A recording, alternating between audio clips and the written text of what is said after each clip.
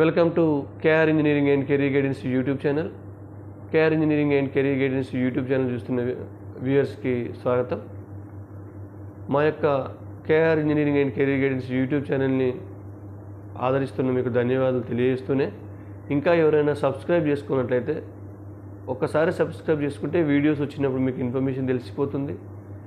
మరి ఇవే కాకుండా మీకు వాట్సాప్ గ్రూప్స్ ఉన్నాయి. వాట్సాప్ గ్రూప్స్లో మీ యొక్క డౌట్స్ క్షణాల్లో క్లారిఫికేషన్ చేయబడుతుంది. Every notification update, admissions update మీకు వాట్సాప్ గ్రూప్ల ద్వారా తెలియజేయబడుతుంది. మరి కేఆర్ పర్సనల్ మెంటర్షిప్ గ్రూప్స్ కూడా ఉన్నాయి. ఆ మెంటర్షిప్ గ్రూప్స్లో కూడా జాయిన్ అవ్వచ్చు.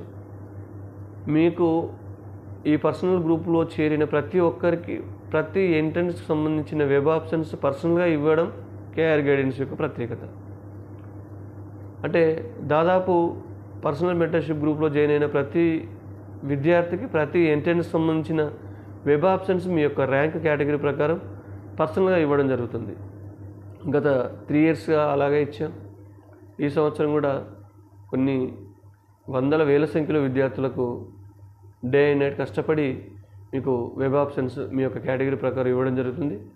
ఆ రకంగా మనం చాలా సక్సెస్ అయ్యాం. ఈసారి కూడా మరింత మంది ఎక్కువ మంది విద్యార్థులకు టాప్ ఇంజనీరింగ్ విద్యా సంస్థల్లో సీట్లు రావాలనేది మన యొక్క ఆకాంక్ష.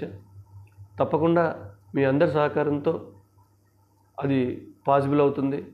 దాన్ని ప్రూవ్ చేసుకున్నాం మనం 3 ఇయర్స్ నుంచి.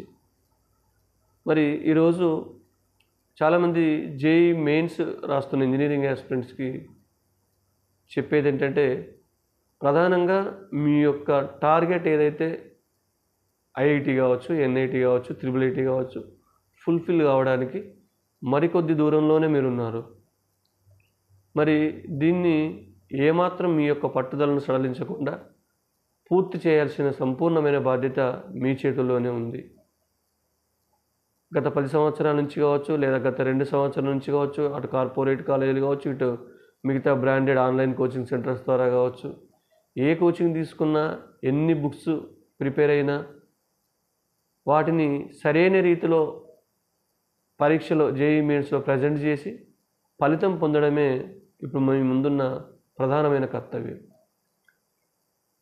మరి చాలాసార్లు చెప్పడం జరిగింది, కాంపిటీషన్ అనేది ఎట్లాగో జేఈ మెయిన్స్ లాంటి పరీక్షకు లక్షల్లో ఉంటుంది. లక్షల మంది అప్లై చేసినప్పటికీ సీరియస్గా తీసుకునే అభ్యర్థులు చాలా తక్కువ సంఖ్యలో ఉంటారు, చాలా తక్కువ పర్సంటేజ్లో ఉంటారు. కాబట్టి సంఖ్య గురించి ఆలోచించకుండా మీ యొక్క టార్గెట్ గురించి మాత్రమే మీరు విద్యార్థులు ఆలోచిస్తే చాలా మంచిది. మన జేఈ మెయిన్స్లో ఉన్న 75 క్వశ్చన్స్లో మనం తీసుకుంటే అట్లీస్ట్ 50 క్వశ్చన్స్ మనం కరెక్ట్ చేసినా, ఎలాంటి నెగటివ్ క్వశ్చన్స్ వైపు మనం వెళ్లకుండా సక్సెస్ఫుల్గా 50 క్వశ్చన్స్ మనం కంప్లీట్ చేసుకున్నా we can achieve 200 marks score చేయడం జరుగుతుంది. 200 మార్క్స్ మీకు స్కోర్ చేయగలిగితే తప్పకుండా మీకు ఎన్ఐటి సీట్ వచ్చినట్టే. అది టాప్ ఎన్ఐటీయా, లేదా టాప్ బ్రాంచ్లో వేరే బ్రాంచా, లేదా మిడిల్ ఎన్ఐటీలో టాప్ బ్రాంచా, ఏదో ఒకటి వస్తుంది, టెన్షన్ లేదు. అంటే ఆల్మోస్ట్ 75 క్వశ్చన్స్లో 50 క్వశ్చన్స్ అంటే నియర్లీ 66%. అంటే 3 వంతులో 2వ వంతు మీరు చేయడం. లేదా అది కూడా పాసిబుల్ కాదంటే అట్లీస్ట్ 45 క్వశ్చన్స్ అయినా మీరు అటెంప్ట్ చేస్తే కనీసం ఏదో ఒక ఎన్ఐటి, ఏదో ఒక IIITలో 45 క్వశ్చన్స్ అటెంప్ట్ చేసినా మీకు ఆల్మోస్ట్ 45 into 4 180 ప్లస్ మార్క్స్ వచ్చే అవకాశం ఉంది. కాబట్టి మీకు ఒక ఎన్ఐటీలో మాత్రం ఉండిపోతారు. అది లోయరా, మిడిలా, టాప్ అనేది పక్కకు పెడితే, రిజర్వేషన్ ఉన్న వాళ్ళకి కొంత అడ్వాంటేజ్ అంటే మంచి ఎన్ఐటీస్ రావచ్చు, ఓపెన్ వాళ్ళకి కొంత మిడిల్ ఎన్ఐటీస్ కానీ లోయర్ ఎన్ఐటీస్, అది పేపర్ యొక్క కాఠిన్యత స్థాయిని బట్టి మీకు పర్సంటేజ్ రావడం జరుగుతుంది.